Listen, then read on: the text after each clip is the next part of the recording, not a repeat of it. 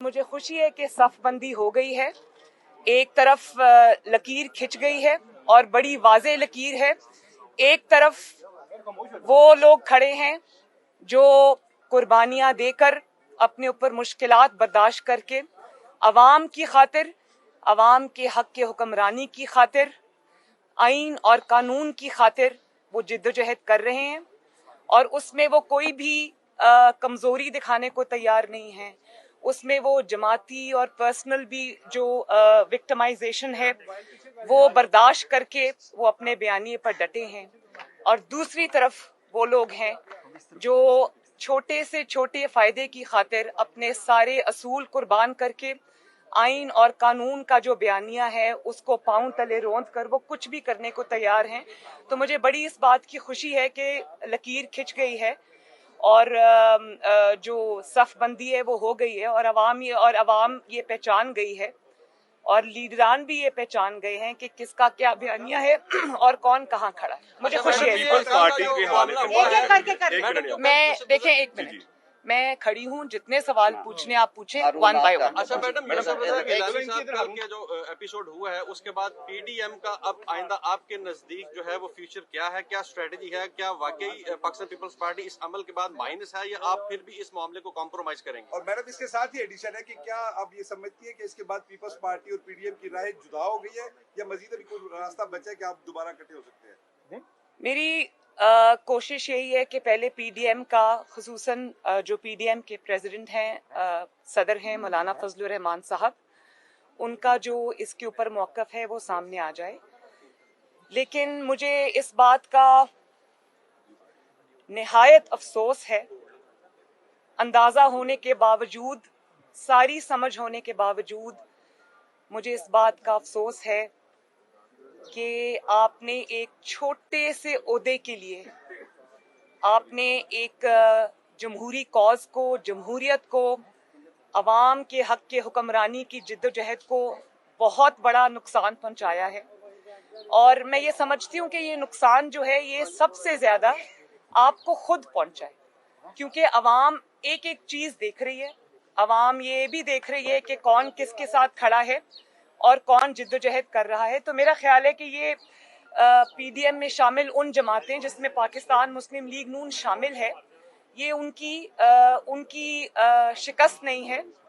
ये मैं समझती हूँ कि ये उन लोगों की शिकस्त है जिन्होंने अपने असूलों की कुर्बानी दी एक छोटे से मकसद के लिए या एक छोटे से ओहदे के लिए। आप मुझे बताएं कि लीडर ऑफ द ऑपोजिशन क्या ओहदा है भाई?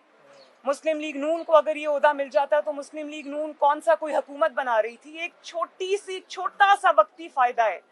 और मुझे अफसोस इस बात का है कि आपने इस छोटे से फायदे के लिए, एक छोटे से ओहदे के लिए आपने बाप से वोट ले लिए।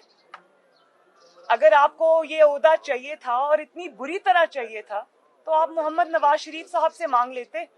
उन्होंने आपको नेशनल असेंबली के अंदर, यूसुफ रजा गिलानी साहब जब सेनेटर इलेक्ट हो रहे थे, अगर वो आपको अपनी जमात के 83 आउट ऑफ 83 वोट्स दे सकते हैं, अगर वो आपको जब आप सेनेट के चेयरमैन के इलेक्शन के लिए खड़े थे, अगर वो आपको अपने 17 के 17 सेनेटर्स के वोट दे सकते थे, तो अगर आप ये उनसे बात करते तो वो आपको ये दे देते। उसके लिए आपने बाप से वोट ले लिए और वो वाले बाप से वोट ले लिए जो अपने बाप की इजाजत के बगैर किसी का साथ नहीं देता।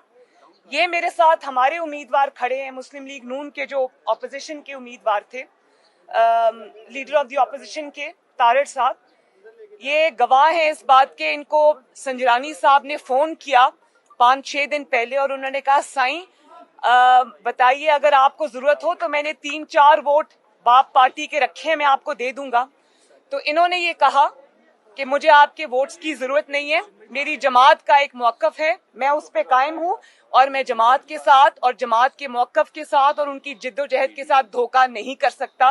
पीडीएम के फैसले के साथ मैं धोखा नहीं कर सकता। और पहली दफ़ा मैंने ये देखा पाकिस्तान की 73 साल की हिस्ट्री में और दुनिया में शायद ये पहली मिसाल है कि लीडर ऑफ द ऑपोजिशन जो है वो हुकूमती अरकान जो है वो उसको इलेक्ट कर रहे हैं, बल्कि सिलेक्ट कर रहे हैं। कभी देखा? لیڈر آف دی اپوزیشن کے لیے تو اپوزیشن اپنا کاغذات جمع کراتی ہے نا, اپوزیشن ووٹ کرتی ہے, اپوزیشن اپنے جمع کراتی ہے. تو اپوزیشن تو پاکستان مسلم لیگ نون ہے اور JUIF ہے, باقی جماعتیں ہیں. انہوں نے تو مسلم لیگ نون کے لیے ووٹ کیا جیسا کہ PDM میں ڈیسائیڈ ہوا تھا. تو یہ پہلی دفعہ دیکھا ہے کہ لیڈر آف دی اپوزیشن جو ہے وہ حکومتی ارکان, سرکاری ارکان سے مل کے بن رہا ہے. اور پھر باپ کے ارکان, یعنی کہ کچھ تھوڑا سا فساد ہوتا آپ نے باپ کے ارکان سے, اور سب جانتے ہیں کہ باپ اپنے باپ کے کہنے میں کسی کو کے بغیر کسی کو ووٹ نہیں کرتا. باپ کا جب حکم ہوتا ہے تو وہ حکومتی بینچز کے اوپر جا کے بیٹھ جاتے ہیں, باپ کا جب حکم ہوتا ہے تو وہ اپوزیشن بینچز پہ آ کے بیٹھ جاتے ہیں یا انڈیپینڈنٹ ہو جاتے ہیں. تو اگر آپ یہ سمجھتے ہیں کہ عوام کو, پلیز ایک سیکنڈ جی, میں ڈسٹرب ہو رہی ہوں آپ کے, اور اگر آپ یہ سمجھتے ہیں کہ عوام کو سمجھ نہیں آ رہا اور آپ یہ کہہ دیں گے کہ وہ انڈیپینڈنٹ ہے, تو آپ میرا خیال ہے کہ اپنے آپ کو شاید دھوکہ دے رہے ہوں, عوام کو آپ دھوکہ نہیں دے سکتے. اگر آپ نے تابعداری کرنی ہے, اگر آپ نے سلیکٹ ہونا ہے, تو پھر آپ کو عمران خان کی پیروی کرنی چاہیے, جو بہت ڈھٹائی سے اور بہت یعنی کہ پوری ایکسپوز ہو کر وہ تابعداری کرتا ہے اور باپ کے احکامات مانتا ہے. پھر آدھا تیتر اور آدھا بٹیر اور کبھی اپوزیشن کبھی حکومت, یہ نہیں ہو سکتا. کھل کے آپ کو اس کو اون کرنا چاہیے کہ آپ نے باپ کے احکامات مانے ہیں, اس کو تسلیم کیا ہے, اس کو استعمال کیا ہے.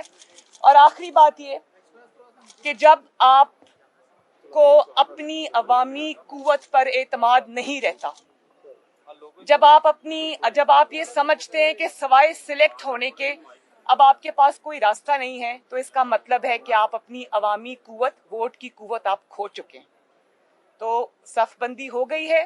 اور جہاں تک سب پر بھاری کی بات ہے, تو آج میں بھی اپنے اصول قربان کر دوں, میاں صاحب بھی اپنے اصول قربان کر دیں, تو ہم تو پورے پاکستان پہ بھاری ہو سکتے ہیں بھائی. یہ تو کوئی ایسی بات نہیں ہے. یہ تو میرا خیال ہے کہ بہت شرمندگی کا مقام ہے, جس پہ بھاری ہونا کیا, یہ تو دل پر پتھر ایک آ گیا جیسے. اس میں کوئی بھاری ہونے کی بات نہیں, بھاری سب کو ہونا آتا ہے.